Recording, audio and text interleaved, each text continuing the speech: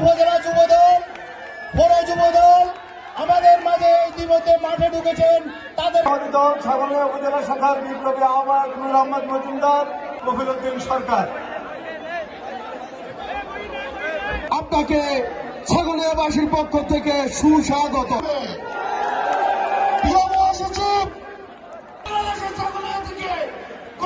সৃষ্টি হবে ইনশাআল্লাহ।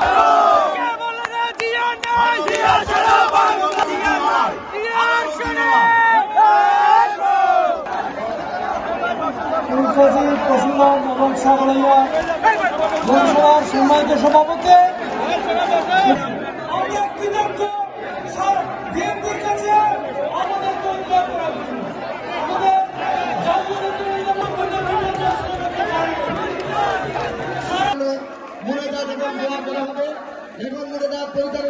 আপনি কবুল করেন। আজকের প্রোগ্রামের সভাপতি রাষ্ট্রনায়ক জননেতা জনাব তারেক রহমান সাহেবকে ধন্যবাদ জানাই।